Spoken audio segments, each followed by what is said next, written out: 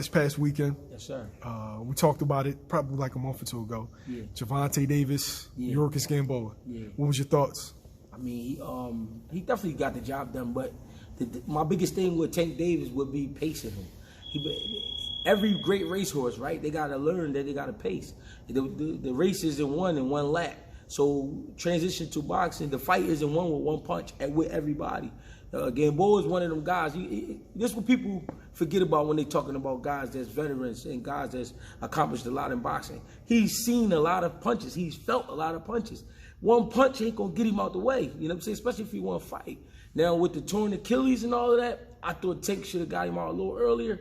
But Tank not getting him out earlier, to me, had to do with the inexperience of being in there with somebody who's determined. You know what I'm saying? A lot of guys that he punch on, when he punch them, in their eyes, they quit. You see it in their soul. It come up out of their body like, damn, I don't really want no more of this.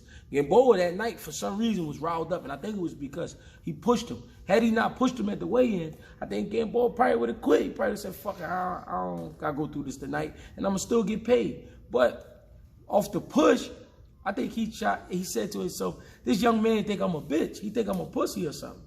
I'm not no pussy. And when they got back to the corner, listen, another thing is I don't believe them translators. In the corner, Gamboa, like, I can't go back. They saying that he's saying, I can't go back out there. I don't think he was saying that. I think he was just telling them, like, yo, my foot fucked up. Like, my leg fucked up. I don't know what's going on. But whatever. Now, they told him get up. He got up. They told him get out there. He went out there. A man that want to quit ain't going to fight up to the 12th round with an injury. I thought if that injury don't happen, me and you both said it, I thought he was going to give Tank a lot of problems. I'm going to tell you why he wouldn't. Now, I'm going to tell you why he wouldn't. This is something that I peeped. A lot of people are going to say I'm crazy because that's what people say. But listen, the foot injury forced him to fight back. If you notice, the first round, Gamboa was on his bike. He was trying to get away from that shit. He was trying to get the fuck out of there. When it happened with the injury, he couldn't go nowhere. So hold on. Because I can't go nowhere, I got to sit right here and figure this shit out. Now with him smothering Tank, grabbing Tank, get caught sometimes here and there, it was waking him up. If you ever notice, it's an old rule that we used to say in the gym. You'll never get hit with more than one shot. Once you start getting hit with more than one shot, you get hurt. It could be over, you know what I mean? That's too much. So Tank might catch you one shot. He was getting away from the rest of that shit. It was close calls, but he was getting away from that shit. I think with the leg injury, him being forced to fight is why it was such a great fight. And he really got to see this young boy ain't that good. He good, but he ain't that good because he young, he a puppy. And all he want to do is hit me in my head. He ain't touching my body too much. Sometimes Tank did, but he just was head hunting too much. You know what I'm saying? And it made it a great fight. Had Gamboa been running from him, I think his legs would have worked in reverse where they would have slowed down. Tank would have caught him probably the 6th, 7th round and got him out the ring. What's your thoughts on him coming in overweight?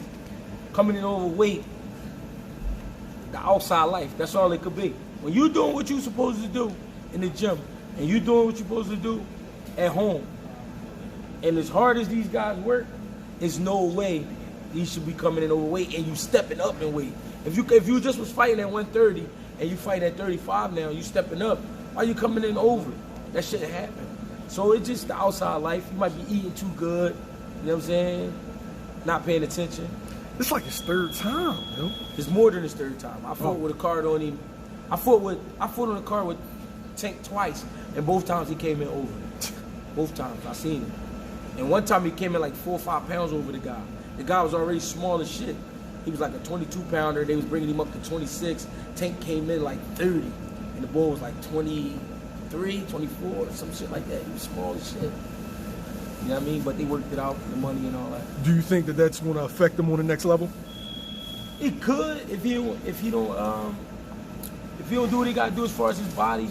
He don't take care of the machine. Yeah, it's gonna backfire. You gotta learn. You know what I mean, the party and shit to catch up with you.